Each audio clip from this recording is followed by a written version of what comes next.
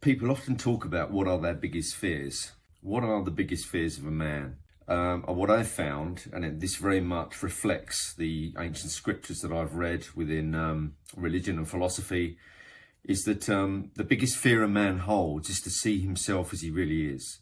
And he will protect that image at all costs. And I do mean literally at all costs, in order to keep up the image he needs to portray of himself to society.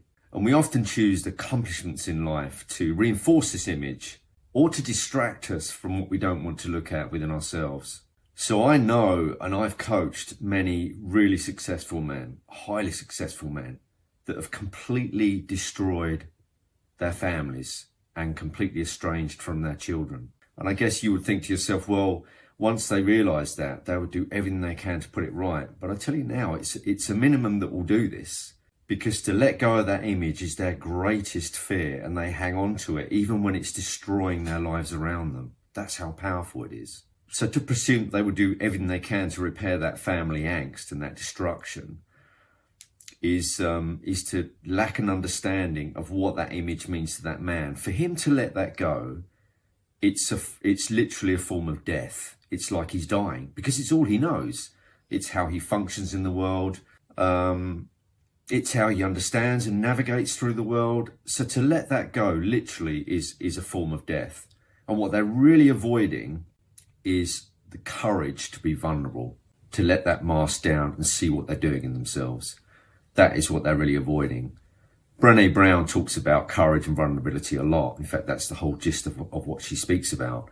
And it's definitely the realm of the strong man that allows himself to be. If you can't let yourself be vulnerable, you won't see what you're doing to yourself, your family, and the world around you. You won't, because you've got a fixed image and you're too terrified to let that go.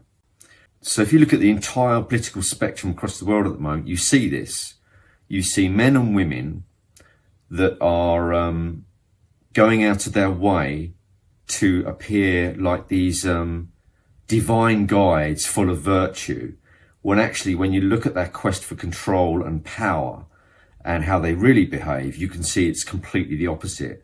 And that's the conflict within a single person, when they want to present themselves to the outside world a certain way, but actually inside it's a completely different story. And that's the conflict. And that almost creates like its own form of madness within the person.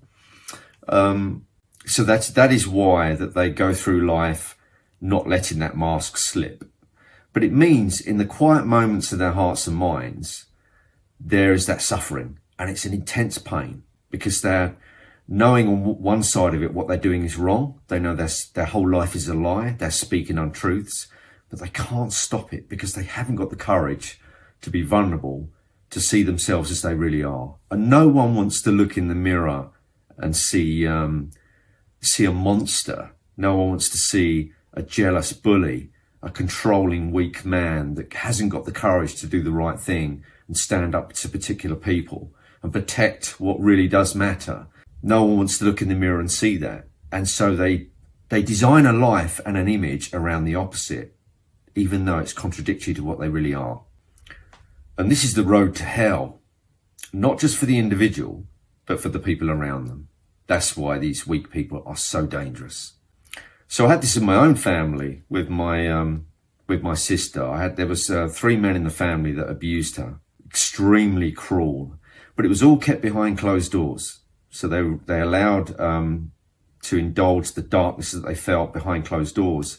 But without any mistake at all, these men, when they were outside the home, they portrayed themselves as moral pillars of society, and they were completely the opposite. So most of their life was spent as an act, a complete act, so that people would like them outside, and they did like them. I've spoken to people since then that said what great guys they were and how confident, and none of what they're saying is true.